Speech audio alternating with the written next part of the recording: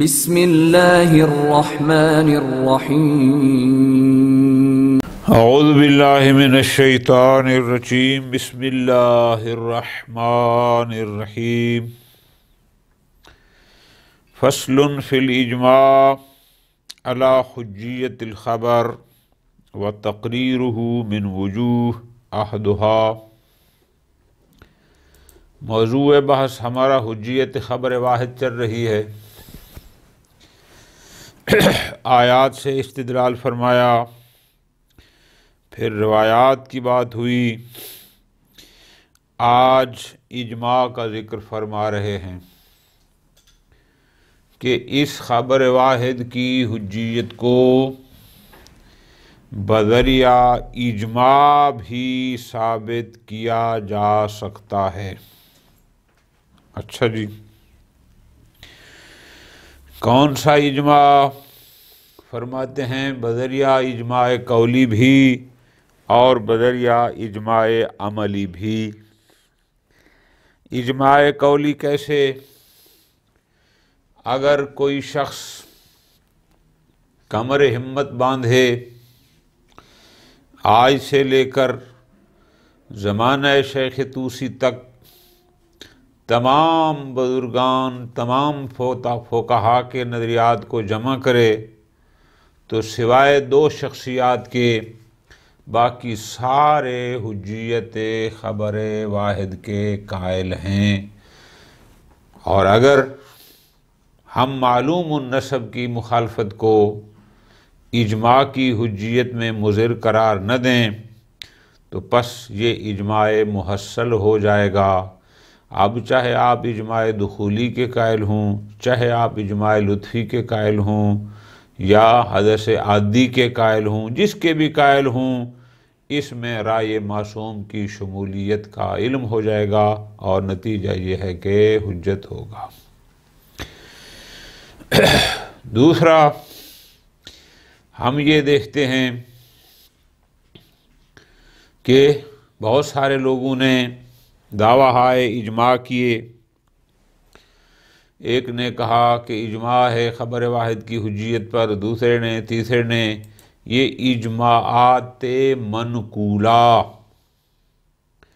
البتہ نہ وہ اجماع جو منقول بخبر واحد ہو، بلکہ اجماع جو منقول بالتواتر ہوں۔ ایک بندے نے نہیں، کئی لوگوں نے کہا، اور سب کا خطا پہ یا غلط ہونا ممکن نہیں عادتاً، تو اس لیے ہم ان اجماعات منقولہ سے بھی اس خبر واحد کی حجیت کو ثابت کر سکتے ہیں۔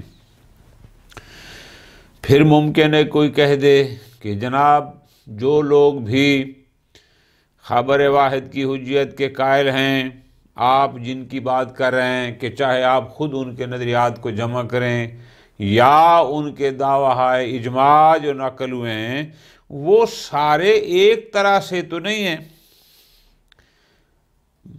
بالکل آسان، یعنی کوئی مستشکل یہ کہہ سکتا ہے کہ جو لوگ بھی آج تک خبر واحد کی حجیت کے قائل ہیں لیکن سب کا نظریہ ایک جیسا نہیں، کوئی کہتا ہے جی اگر وہ عادل ہو تو حجت ہے، کوئی کہتا ہے ثقہ ہو تو حجت ہے، کوئی کہتا ہے مشہور نے عمل کیا ہو تو حجت ہے، یعنی معیار حجیت سب کا مختلف ہے۔ کسی نے کسی بنیاد پر اس کو حجت قرار دیا، کسی نے، تو جب سب کا معیار ایک جیسا نہیں ہے، آپ کہاں سے اجماع کو حاصل کریں گے؟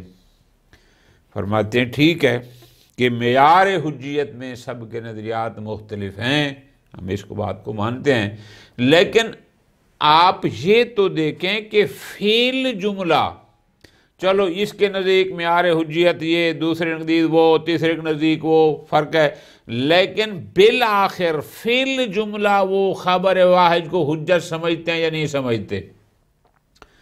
مثلا یہ کہتے ہیں جی خبر واحد حجت ہے لیکن 3 شرائط کے ساتھ، دوسرا کہتے ہیں خبر واحد حجت ہے 2 شرائط کے ساتھ، تیسرا کہتے ہیں خبر واحد حجت ہے 1 شرط کے ساتھ، چوتھا کہتے ہیں خبر واحد حجت ہے مطلقہ۔ بھائی جو بھی ہے بالآخر نتیجہ تو یہی ہے نا کہ خبر واحد کی حجیت فعل جملہ ان کے اقوال میں ہے یا نہیں ہے؟ تو بس یہی کافی ہے. مسئلہ یہ نہیں ہے، مسئلہ اور ہے. وہ کون سا؟ کون ہے ایسا شخص جو آج سے لے کر زمانہ شیخ طوسی تک تمام بزرگان کے نظریات کو جمع کرے؟ اصل مشکل جہاں کھڑی ہے. بعض کی کتابیں نہیں ہوں گی، بعض کی کتابیں جیسے درمیان میں ظالموں کے زمانے آتے رہے، مکتبے جلائے جاتے رہے، دریا برد کی جاتی رہیں. یہ کام کرنا مشکل ہے. اصل مسئلہ یہاں ہے کہ جمع آوری مشکل ہے. ایک چھوٹی سی بات درمیان میں کہ ممکن ہے آپ کے ذہن میں، کسی کے ذہن میں یہ بات ہے کہ ملا خند یہ کیوں فرما رہے ہیں کہ آج سے لے کر شیخ طوسی کے زمانے تک، پیچھے کیوں نہیں جاتے؟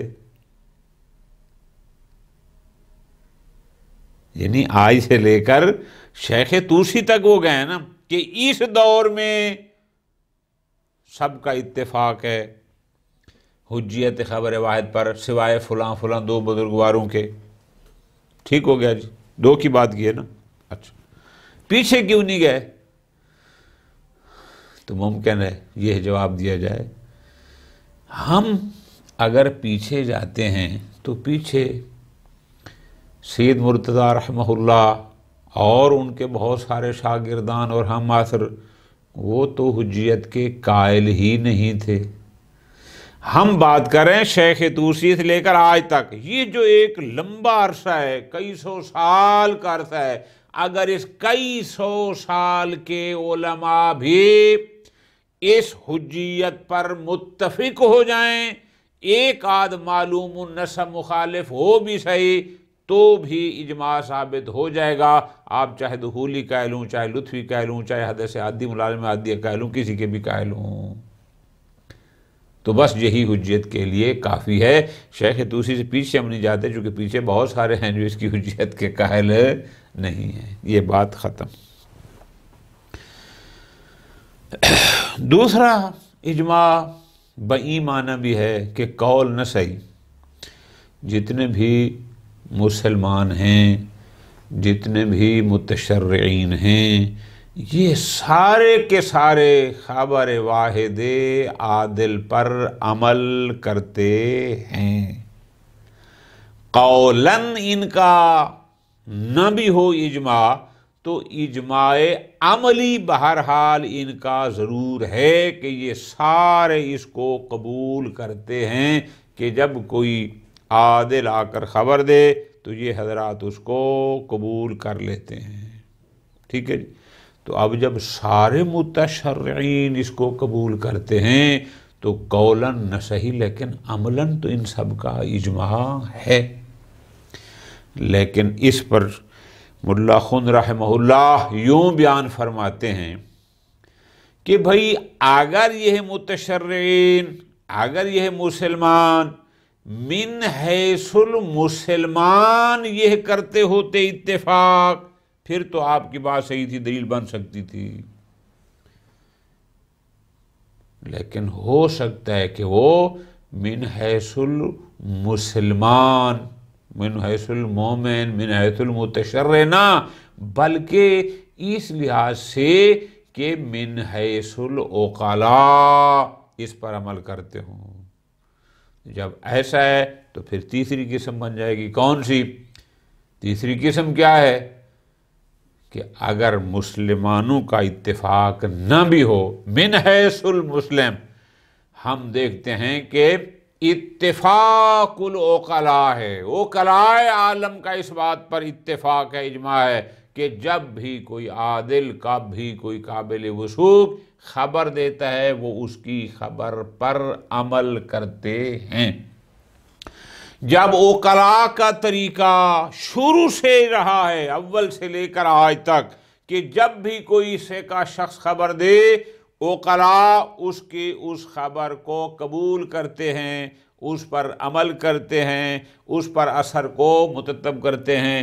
اگر شارع کو عقلاء کا یہ طریقہ قبول نہ ہوتا لنہا عنہ تو اسے روکتا. اور جب وہ نہیں آتی، لسان پیغمبر پر نہیں آتی، لسان ائمہ پر ہوتی، تو وہ نہیں ہم تک بھی پہنچتی۔ اللہ تبارک و تعالی نے منع نہیں فرمایا، رسول نے منع نہیں فرمایا، ائمہ نے منع نہیں فرمایا۔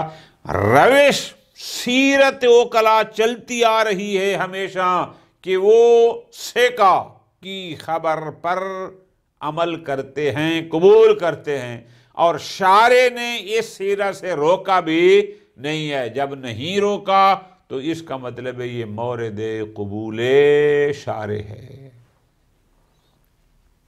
ٹھیک ہو گیا؟ ان قولت، ممکن ہے کوئی جواب میں کہیں یہ آپ کیسی بات کر رہے ہیں کہ شارع نے نہیں روکا؟ شارع نے اس سے روکا ہے۔ کیسے؟ قرآن کہتا ہے وَلَا تَقْفُ مَا لَيْسَ لَكَ بِهِ عِلْمٌ۔ قرآن فرماتے ہیں ان الظن لا یغنی من الحق شیئا۔ آپ کیسے کہتے ہیں شارع نے روکا؟ قرآن تو واضح روک رہا ہے۔ سیرت اوکلا یہ تھی کہ جب کوئی سیکا ان کو خبر دیتا، چاہے وہ ظن آور بھی ہوتی، وہ قبول کر رہے ہوتے تھے۔ آپ کہتے ہیں شارع نے نہیں روکا، ہم کہتے ہیں قرآن واضح کہہ رہا ہے کہ ان الظن لا یغنی من الحق شیئا۔ یہ روکنا نہیں تو اور کیا ہے؟ شارع نے تو منع فرمایا۔ قلت، جواب میں فرماتے ہیں نا، یہ جو فرامین ہیں کہ ان الظن لا یغنی من الحق شیئا یا لا تقف ما لیس لک بہ علم، آپ اس میں غور کریں، ان کا تعلق اصول دین سے ہے۔ ہمارا محل باس کہ خبر واحد حجت ہے یا نہیں ہے، وہ فروع دین میں ہے۔ یہ آیات مجیدہ یہ کہتے ہیں اصول دین میں ظن، وہاں یقین ہونا چاہیے۔ میرا خیال ہے 70% کہ حضرت محمد صلی اللہ علیہ وسلم اللہ کے نبی ہیں۔ نہ بھائی 70 نہیں، تمہیں 100% یقین ہونا چاہیے کہ وہ اللہ کے رسول ہیں۔ عقائد میں ظن نہیں، وہ ان سے مربوط ہے۔ ٹھیک ہو گیا؟ یا اگر آپ کہیں کہ نہیں جی یہ عام ہے، ان ظن، آپ ظن چاہے وہ عقائد میں ہو، چاہے فروع میں ہو، چاہے اصول میں، سب ہے، تو ہم کہیں گے پھر جہاں یہ کہا جاتا ہے کہ ظن لا یغنی من الحق شیئا، عام طور پر اس کا انصراف اس ظن میں ہوتا ہے جو ظن غیر معتبر ہو، یعنی ایسا ظن جو ظن جس کی حجیت پر کوئی دلیل نہ ہو، لا یغنی من الحق شیئا۔ ہم بھی اس میں آپ کے ساتھ ہیں، ہم بھی کہتے ہیں کہ ایسا ظن کا، ہم تو ان ظنون کی بات کر رہے ہیں جن ظنون کے حجیت پر کوئی دلیل قائم ہے۔ اور یہ جو آپ نے 2 آیات پیش کی ہیں، یہ اول تو اصول دین سے ہیں، اور اگر فروع سے مربوط ہوں بھی صحیح، تو یہ ایسے ظنون کی بات کر رہے ہیں کہ جو غیر معتبر ہوں، جن کی حجیت پر کوئی دلیل نہ ہو۔ آگے لا یکات ایک اور نقطہ ہے، اگر وہاں پہنچتے ہیں تو پھر گزارش کرتا ہوں۔ فصل فی الاجماع علی حجیت خبر واحد و تقریرہ من وجوہ احدھا دعوی الاجماع من تتبع فتاوی اصحاب علی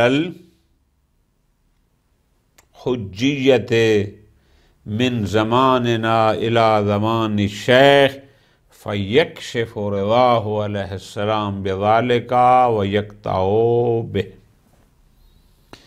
دعوی اجماع کس سے؟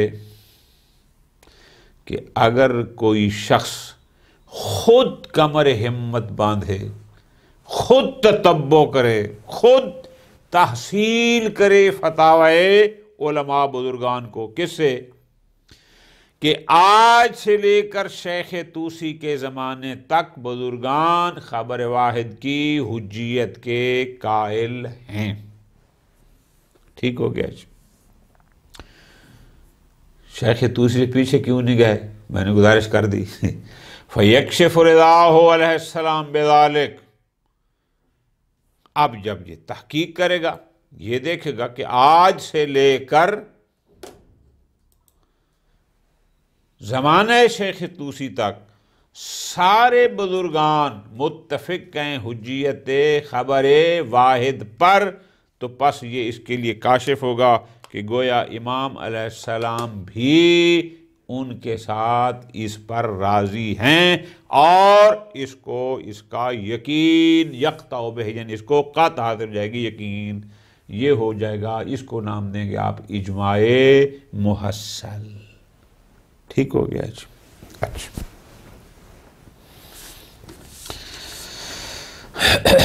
البتہ جیسے میں نے گزارش کی ہے کہ درمیان میں دو بزرگان ایسے ہیں کہ جو ہمارے ساتھ اس نظریے میں متفق نہیں ہیں۔ ایک شیخ طبرسی رحمۃ اللہ علیہ ہیں، اور دوسرے ابن ادریس ہلی رحمۃ اللہ علیہ۔ ٹھیک ہو گیا جی۔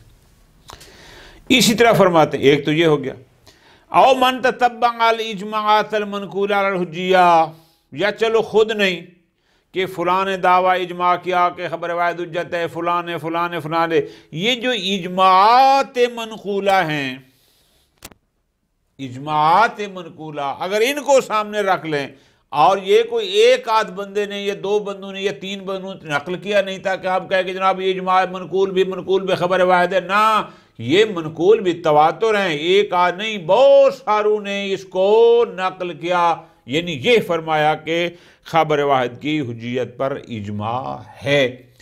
تو پس اجماعات منقولہ بالتواتر جب ان کو جمع کریں گے تو بھی اس کی حجیت کا یقین ہو جائے گا۔ ٹھیک ہو گیا جی۔ تو پس جب اجماع ثابت ہو جائے گا تو اس میں ظاہر ہے پھر وہ رضایت، چونکہ ہم تو پہلے دن سے کہہ رہے ہیں کہ اجماع من حیث اجماع ہماری کی اہمیت نہیں ہے جب تک اس میں رائے معصوم شامل نہ ہو۔ اب آپ چاہے بذریعہ قاعدہ لطف قائل لیں، چاہے حدث کے ذریعے، چاہے دخول کے، تو اس میں وہ شامل ہوں گا، نتیجہ یہ ہے کہ وہ حجت ہوگا۔ لیکن فرماتے ہیں لا یخفی مجازفۃ ھذا الدعویٰ، البتہ یہ فقط دعویٰ ہے، ایک بات ہے نا، ایک دعویٰ ہے، کون سا؟ کہ جناب سب کا اتفاق ہے، سب نے کہا اس کے حجیت کے قائل ہیں، لیکن اس میں مسئلہ ہے۔ مسئلہ کیا ہے؟ کہ بھائی قائل تو ہیں، لیکن اس کی حجیت کے سبب میں سب مختلف ہیں۔ کوئی کہتا ہے اس لیے حجت ہے چونکہ اس میں یہ شرط ہو، دوسرا کہتا ہے دوسری شرط، تیسرا کہتا ہے تیسری شرط۔ شرائط حجیت میں تو سب کا فرق ہے۔ لاختلاف الفتاویٰ فیما اخذ فی اعتبارہ من الخصوصیات، اس لیے کہ وہ کہتے خبر واحد حجت ہے لیکن اس میں یہ خصوصیت ہونی چاہیے، یہ شرط ہو، دوسرا کہتا ہے یہ، تیسرا کہتا ہے یہ، وہ کہتا ہے عادل ہونا چاہیے، تیسرا کہتا ہے نہیں سکہ ہونا کافی ہے، چوتھا کہتا ہے امامی ہونا چاہیے، پانچواں کہتا ہے نہیں جی مشہور نے عمل کیا ہو، الی آخرہ۔ وَمَعَهُ، تو جب ان سب کا خبر واحد کو حجت تو مانتے ہیں، لیکن اس کے ملا کے حجیت میں جب سب کا اختلاف ہے، لا مجال لتحصیل القطع برضاہ علیہ السلام من تتبعہا، اس لیے کہ اب جس بندے کو یہ تو پتہ چل گیا، لیکن یہ کیسے یقین ہوگا کہ امام علیہ السلام ان میں سے کون سے والے کے ساتھ ہیں؟ وہ کہتا ہے صرف عدالت کافی ہے، دوسرا کہتا ہے نہیں وثاقت کافی ہے، دوسرا کہتا ہے فلاں ہونا چاہیے، اس طرح تو نہیں ہوگا۔ ٹھیک ہو، یہ تو ہوگا اجماع محصل۔ وہکذا حال تتبع الاجماعات المنقولہ، اسی طرح فرماتے ہیں ان اجماعات منقولہ میں بھی اگر آپ خود تحقیق کریں کہ فلاں نے دعویٰ اجماع کیا، فلاں فلاں فلاں، بے شک وہ منقول بھی تواتر بھی کیوں نہ ہو، لیکن پھر وہی مسئلہ آئے گا کہ وہ کہتا ہے جو سکہ ہوگی، اگر مخبر سکہ ہے تو حجت ہے، دوسرا کہتا ہے عادل ہے تو حجت ہے، تیسرا کہتا ہے مشہور نے عمل کیا ہے تو حجت ہے، الی آخرہ۔ تو لہٰذا ان سے ہمیں رضایت معصوم کنفرم نہیں ہو سکتی کہ معصوم ان میں سے کس کے ساتھ ہیں، اور جب تک رعایت معصوم نہ ہو کا علم نہ ہو، رائے معصوم کا علم نہ ہو، تب تک اس اجماع کی کوئی اہمیت ہی نہیں ہے ہمارے نزدیک۔ پھر خود ہی فرماتے ہیں اللہم الا ان یدعا تواتر الحجت۔ ہاں ایک بات ہے، ٹھیک ہے جی وہ شرائط میں اختلاف ہے، خصوصیات میں اختلاف ہے، لیکن یہ تو دیکھو نا کہ فعل جملہ یہ کہتے خبر واحد حجت ہے اس شرط کے ساتھ، دوسرا کہتے خبر واحد حجت ہے اس شرط کے ساتھ، تیسرا کہتے خبر واحد حجت ہے اس خصوصیت کے ساتھ۔ بھئی خصوصیات میں اختلاف ہے نا، لیکن فعل جملہ کم از کم اس پر اتفاق تو ہے نا کہ خبر واحد حجت ہے، البتہ خصوصیات میں ان کا اختلاف ہے، فعل جملہ تو ہو گیا۔ انما الاختلاف فی الخصوصیات المعتبرۃ فیہا، ٹھیک ہو گئی۔ لیکن پھر خود پیچھے ہٹتے ہیں، فرماتے ہیں وَلَكِنْ دُونَ إِثْبَاتِهِ خَرْطُ الْقُطَعَاتِ، حجیت خبر واحد پر اجماع کو ثابت کرنا کہ فعل جملہ اس کی حجیت پر اجماع ہے، دون اثباتی خرط القطعات، یہ پہلے گزارش کی ہے کہ جو کام ناممکن تو نہ ہو لیکن بہت مشکل ہو، ناممکن کے قریب تر ہو، اس کے لیے عربی یہ اصطلاح استعمال کرتے ہیں کہ اس کے سامنے خرط القطعات کم ہے اور وہ کام مشکل ہے۔ ٹھیک ہو گیا جی، بہت مشکل ہے۔ آگے فرماتے ہیں ثانیہ، چلو جی یہ جو اجماع قولی کی بات ہو رہی تھی، محصل کی یا منقول کی، اس سے تو بات نہیں بنی۔ ایک اور طریقہ ہے کہ بذریعہ اجماع حجیت خبر واحد کو ثابت کر سکتے ہیں، وہ کیسے؟ اس کو کہتے ہیں اجماع عملی۔ وہ کیا ہے جی؟ دعوی اتفاق العلماء عملا، تمام علماء کا عمل اس بات پر ہے کہ وہ خبر واحد پر عمل کرتے ہیں، تمام علماء کا عملاً اتفاق ہے، جس کو کہتے ہیں نا اجتماع عملی۔ بل کافت المسلمین، بات فقط علماء کی نہیں ہے بلکہ تمام مسلمانوں کا اتفاق ہے، کس پر؟ علی العمل بخبر الواحد فی امورہم الشرعیہ، کہ وہ امور شرعیہ میں خبر واحد پر عمل کرتے ہیں، اس پر سب کا اتفاق ہے۔ کما یظہر من اخذ فتاوی المجتہدین من الناقلین لہا، کہ جو لوگ بھی یعنی فتاوی مجتہدین کو لیتے ہیں، وہ نقل کرتے ہیں کہ جب بھی کوئی ایک شخص آ کر کہتا ہے کہ فلاں مرجع اعظم کا یہ فتویٰ ہے، لوگ اس کو قبول کر لیتے ہیں۔ اس کا مطلب ہے امور شریعہ میں لوگ خبر واحد پر عمل کرتے ہیں، یہ اجماع عملی موجود ہے۔ ٹھیک ہو گیا جی۔ وفیہ، اس پر بھی تھوڑا سا اشکال ہے، وہ کون سا؟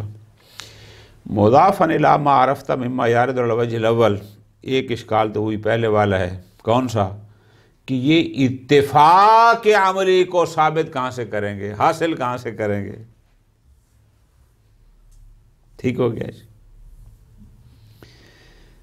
ایک تو یہ ہے سب سے مشکل کام، اس قسم کے اتفاق عمل کو ثابت کرنا بہت مشکل ہے۔ دوسرا، چلو ہم ایک قدم پیچھے ہٹتے ہیں، انہ لو سلم اتفاقهم علی ذلک، چلو ہم آپ کی بات مان بھی لیں کہ تمام کا اتفاق ہے کہ وہ خبر واحد پر عمل کرتے ہیں، تو اشکال اور ہے، وہ کون سا؟ لم یحرز، یہ محرد نہیں، یہ تو کنفرم نہیں، یہ تو یقینی نہیں ہے، کیا؟ کہ انہم اتفقوا، کہ ان کا جو خبر واحد پر عمل کرنے پر اتفاق ہے، یہ اتفاق بما ہم مسلمون ہے، بما ہم متدینون بہذا الدین ہے، اس لحاظ سے ہے، او بما ہم اوکلا، یا ان کا یہ اتفاق عملی بما ہم اوکلا ہے، ولو لم یلتزموا بدین، چاہے وہ کس دین کو نہ بھی مانتے ہوں، یعنی کیا یہ سیرت متشرعہ ہے یا یہ سیرت اوکلائیہ ہے؟ کما هو لا یزالون یعملون بها فی غیر الامور الدینیہ من الامور العادیہ، اس لیے کہ ہم دیکھتے ہیں کہ وہ فقط امور شرعیہ میں تو خبر عادل واحد پر عمل نہیں کرتے تھے، بلکہ جو دنیاوی امور ان کے ہوتے تھے ان میں بھی تو وہ اس پر عمل کرتے تھے، فقط امور شرعیہ میں تو ان کا یہ اتفاق نہیں تھا۔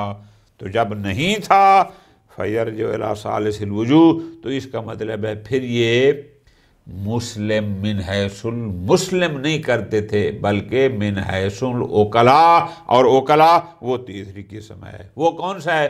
کہ عقلاء کا اتفاق عملی ہے، عقلاء کا اجماع عملی ہے۔ اور تیسری قسم کیا ہے؟ تیسرا اجماع یہ بھی عملی، وہ تھا من حیث المتشرع، یہ ہے من حیث العقلاء۔ وہ کیا ہے؟ ہوا دعویٰ استقرار سیرت العقلاء۔ ہم دیکھتے ہیں کہ جتنے بھی عقلاء عالم ہیں ان کی من ذوی الادیان وغیرہم، چاہے وہ کسی دین کو مانتے ہیں چاہے کسی دین کو نہیں مانتے، تمام عقلاء عالم کی یہ ایک مستقل سیرت ہے، عمل ہے۔ کیا؟ علی العمل بخبر ثقہ، کہ جب کوئی ثقہ آ کر خبر دیتا ہے تو وہ اس کی خبر پر عمل کرتے ہیں۔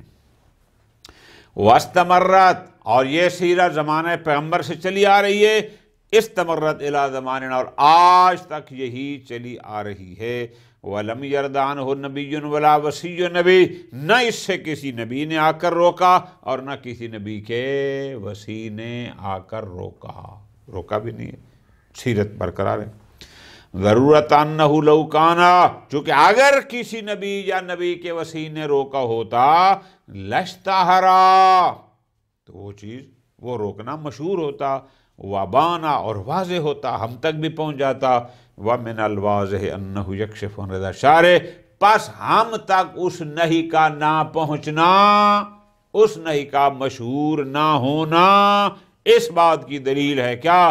کہ یکشف عن رضا الشارع، کہ شارع بھی اسی خبر سے واحد عادل پر عمل کرنے میں امور شرعیہ میں راضی ہے۔ اگر شارع راضی نہ ہوتا تو شارع ہمیں نہیں فرماتا جو کہ اس نے نہیں فرمائی۔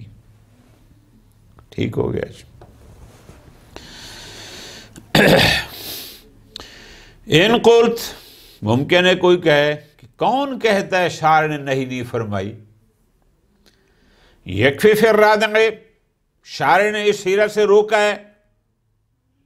کیسے روکا ہے؟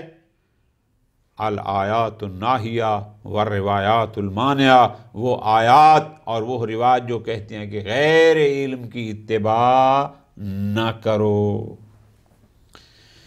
قرآن میں خود فرما رہا ہے لا تقف ما لیس لک بہ علم، قرآن میں خود فرما رہا ہے ان الظن لا یغنی من الحق شیئا۔ اب یہ غیر علم کی اتباع سے نہیں تو اور کیا ہے؟ تو جب نہیں، آپ کہتے ہیں کہ شارع نے نہیں روکا اس سیرت سے، ہم کہتے ہیں قرآن کہہ رہا ہے کہ غیر علم کی اتباع نہیں کرتی، شارع نے روکا ہے، رد کی ہے۔ ٹھیک ہو گیا جی۔ قلت، جواب میں ملا خود فرماتے ہیں کہ ٹھیک ہے، ہم نے بھی یہ آیات پڑھی ہوئی ہیں، ہم نے بھی دیکھی ہیں۔ لا یکاد یکفی تلک الآیات فی ذالک، نہ، پہلی بات یہ کہ ایک یہ جو سیرہ ہے، یہ سیرت کچھ چند لوگوں کی نہیں ہے، عقلاء عالم کی یہ سیرت تھی کہ وہ ثقہ کی خبر پر عمل کرتے تھے، تو اس سے روکنے کے لیے یہ آیات کافی نہیں ہیں۔ کیوں نہیں ہیں کافی جی؟ فرماتے ہیں، بتاتے ہیں، اس لیے مضافاً الی انھا وردت، پہلی بات تو یہ ہے کہ یہ آیات مجیدہ جو کہتے ہیں ان الظن لا یغنی من الحق شیئا، واردت ارشاداً الی عدم کفایت الظن فی اصول الدین، یہ بیان فرما رہے ہیں کہ اصول دین میں ظن کافی نہیں ہے، بل فار دیگر، یہ آیات جس سے نہیں فرما رہی ہیں اس کا تعلق اصول دین سے ہے، اور ہمارا موضوع بات فروع دین ہے کہ آیا فروع دین میں خبر واحد پر عمل ہو سکتا ہے یا نہیں ہو سکتا، یہ ہمارے محل بات سے مربوط ہی نہیں ہے۔ یہ ایک ہو گیا۔ نمبر 2، وَلَوْ سُلِّمَ، اگر ہم مان بھی لیں، نہیں جی آیت کہتی ہے کہ اِنَّ الظَّنَّ لَا يُغْنِي مِنَ الْحَقِّ شَيْئًا، لہذا مطلق ہے، چاہے وہ اصول دین میں ظن ہو چاہے فروع دین میں ہو، بس لا یغنی من الحق شیئا۔ تو ہم جواب میں یہ کہتے ہیں وَلَوْ سُلِّمَ فَإِنَّمَا الْمُتَيَقَّنُ لَوْلَا أَنَّهُ الْمُنصَرَفُ إِلَيْهِ إِطْلَاقُهَا، پہلی بات تو یہ ہے کہ ظن کا اطلاق کا انصراف ظن غیر معتبر کی طرف ہے، اول تو یہ ہے، اور اگر انصراف کو نہ بھی مانے تبادر کو تو بھی متیقن کون سا ہے کہ جس کی اتباع نہیں کرنی، جو لا یغنی من الحق ہے، ہوا خصوص الظن، وہ اس ظن کی بات ہے الذی لم یقم علی اعتبارہ حجہ، جس کے حجت ہونے پر کوئی دلیل قائم نہ ہو، یہ اس ظن کے بارے میں ایک ایسا ظن لا یغنی من الحق شیئا۔ ٹھیک ہو گیا، ختم۔ آگے لا یکاد یخفا، اس کو تھوڑا سا توجہ فرما لیں، یہ بالکل آسان سا ہے کہ اگر آپ یہ کہتے ہیں کہ یہ آیات نہیں فرما رہی ہیں اس سیرت سے، ٹھیک ہے جی، کہ ظن پر عمل نہیں کرنا، چاہے وہ اصول دین میں ہو چاہے وہ فروع دین میں ہو، سیرت وکلا کا، تو ہم کہتے ہیں یہاں پر اگر آپ کی بات مان لیں تو ایک دور لازم آتا ہے۔ وہ دور کیسے ہوگا؟ وہ یہ ہے کہ یہ روایہ آیات مبارکہ پوری توجہ اس صورت میں رادع ہوں گی، ناہی ہوں گی کہ اگر ہم سیرت وکلا کو مخصص یا مقید آیات قبول نہیں کریں گے تو، اگر ہم یہ کہیں کہ سیرت وکلائی مخصص آیت واقع نہیں ہو سکتی، مقید نہیں ہو سکتی، پھر تو آپ کی بات ہے ٹھیک۔ اب اس کا مخصص یا مقید واقع نہ ہونا یہ کہاں سے ثابت ہوگا؟ کہ اگر ہم کہتے ہیں کہ سیرت مقید یا مخصص نہیں ہو سکتی تو اس کو آپ ساتھ بک رہے ہیں اسی آیت سے، ٹھیک ہے جی، مخصص نہ بن سکنا انہی آیات سے ثابت کریں گے، ٹھیک۔ اور یہ آیات کیوں کہتی ہیں کہ وہ مخصص نہیں بن سکتی؟ دوبارہ غور کرو، بڑی تھوڑی باریکی سی بات ہے۔ فرماتے ہیں اس لیے کہ یہ آیات اگر ہم مان لیں کہ یہ رادے ہیں، یہ ناہی ہیں، دور لازم آتا ہے۔ کیوں؟ کہ اگر ہم مان لیں کہ یہ آیات مجیدہ کیا کہتی ہیں؟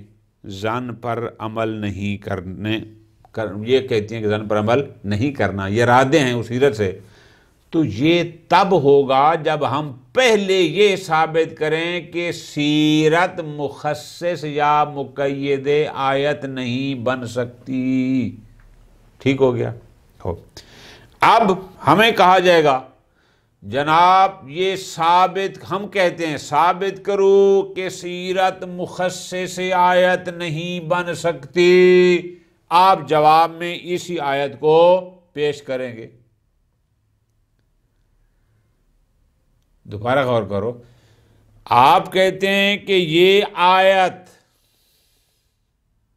دلالت کرتی ہے، یا یہ آیت کیا ہے کہ ظن پر عمل نہیں کرنا، خبر شکا پر عمل نہیں کرنا۔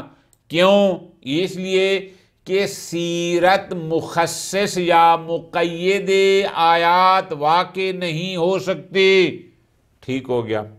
ہمارا دوسرا سوال آئے گا، آپ ثابت کریں کہ سیرت مخصص نہیں ہو سکتی، جواب میں آپ پھر وہی آیت پیش کریں گے کہ جس آیت سے آپ نے یہ ثابت کیا کہ ظن پر عمل نہیں کرنا، سیرت کے لیے بھی وہی کرتے ہیں، اسی کو دور کہتے ہیں۔ دوبارہ غور کرو، تھوڑا سا مباحثے میں حل ہو جائے گا، مشکل نہیں۔ فرماتے ہیں لا یکاد یکون الردع بہا الا علی وجہ دائر، کہ اگر یہ آیات نہ ہی راد عن سیرت ہوں، کہ ہم کہیں کہ ان الظن لا یغنی من الحق شیئا، یہ مانے ہے، یہ روک رہا ہے کس سے کہ وہ سیرت اقرائی پر عمل نہیں کرنا، اگر یہ مان لیں تو اس سے دور لازم آتا ہے۔ اچھا جی، وہ کیسے؟ جواب وَذَلِكَ، وہ دور کیسے لازم آئے گا؟ یوں لِأَنَّ الرَّدْعَ بِهَا، چونکہ انہی آیات کو مانے قرار دینا، کہ آیات کہتی ہیں یہ جو سیرت اوکلا ہے، سیکا کی بات پر عمل کرتے ہیں، ظن پر عمل کرتے ہیں، یہ آیات اس سے رادع ہیں، روکتی ہیں، نائی ہیں، تو ان کا رادع ہونا آیات کا یتوقف ہو، وہ موقوف ہے کس پر؟ کہ ہم یہ بات کریں، کون سی بات؟ علی عدم تخصیص عمومها او تقیید اطلاقها بصیرت علی اعتبار خبر سکا، کہ پہلے ہم یہ کہیں کہ جناب ان آیات کی عموم کی تخصیص یا ان کے اطلاق کی تقیید نہیں ہو سکتی اس سیرت سے جو خبر سکا کے معتبر ہونے پر قائم ہے۔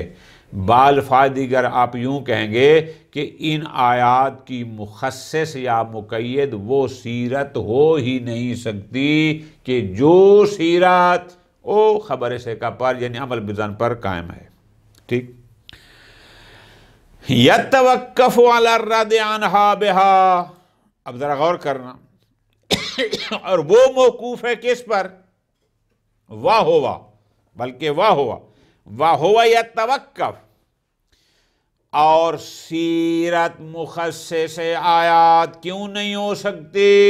دلیل، سیرت کا مخصص آیات نہ ہونا موقوف ہے علی الرد عنہا، کہ اس سیرت سے مانے ہو، رادع ہو، بہا وہی آیات کا رادع بننا موقوف ہو اس پر کہ سیرت مخصص نہیں، اور سیرت مخصص نہیں بن سکتی، یہ موقوف ہے خود ان آیات کا اس پر رادع ہونا، اسی کو دور کہتے ہیں۔ وَإِلَّا، لیکن اگر ہم یہ کہتے ہیں کہ یہ آیات اس سیرت سے ناہی نہیں ہیں، رادع نہیں ہیں، تو یہ اس کی مخصص یا مقیدہ واقع ہوں گی، اور پھر کوئی دور بھی لازم نہیں آئے گا۔ آگے ایک اور اشکال ہے، وہ انشاءاللہ اگلے درس میں۔ صلی اللہ علی محمد و آل محمد۔